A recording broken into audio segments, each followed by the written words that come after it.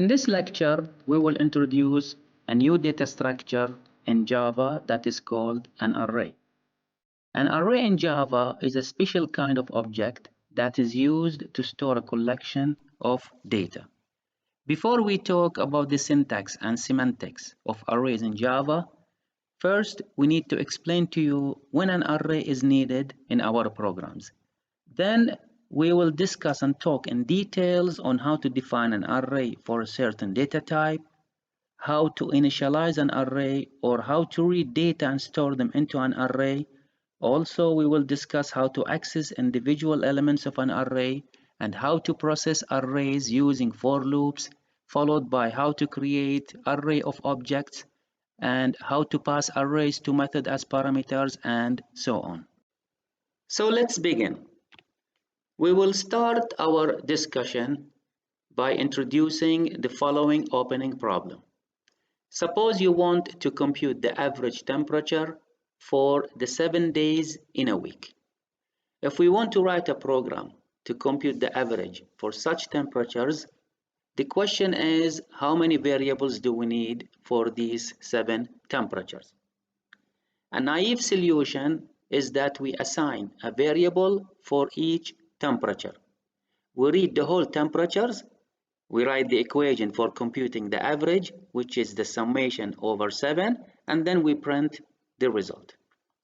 The second solution is by defining only one variable for all of these temperatures, and this variable will read the temperatures one at a time. Of course, the first approach is naive.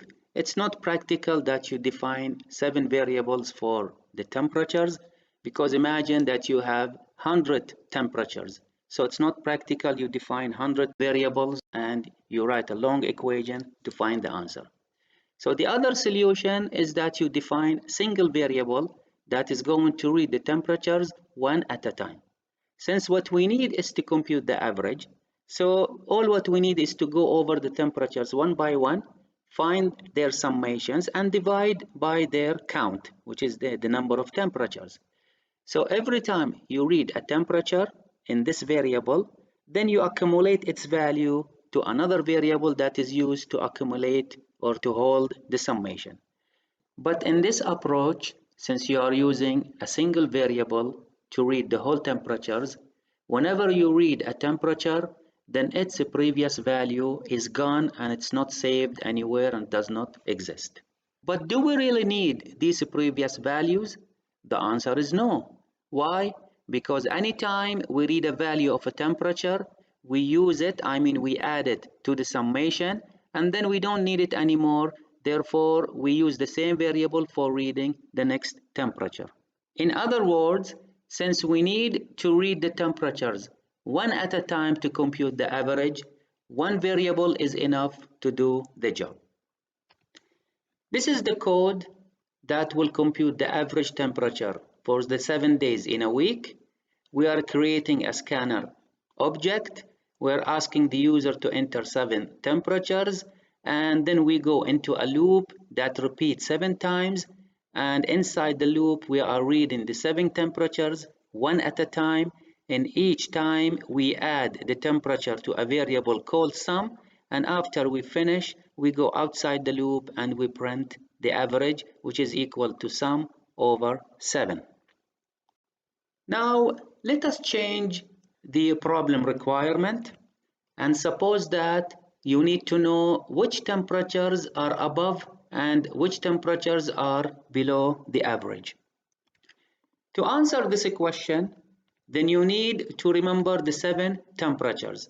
But in our code here, whenever you read a temperature, then the previous temperature is gone, does not exist, and it is not saved anywhere in the memory. So how to change the code to solve the problem according to this new requirement? One way to do that, by using the naive approach we have discussed before, is to declare 7 variables for each temperature, because you need to keep these temperatures after you compute the average. And then you write an if statement for these 7 variables one at a time, comparing them with the average. But again, this is naive and it is not practical and it is a wrong approach. Imagine the same thing you want to do for 365 days. Then, is it practical to declare 365 days and write 365 if statements? That is really absurd and wrong. The efficient way to remember the 7 temperatures is that instead of defining a single variable for each temperature, we group these variables together into a collective item that forms one unit or a group of these variables. After that, whenever we want to use any of these variables, either for reading or writing, it is referred or accessed by the group name as well as by its location within the group. The location of the variable inside the group represents the index that the Java system uses to locate this variable inside the group. This group of these variables is called an array. So let us define formally what is an array in Java. Let us show you how to define an array and how to access an array as well.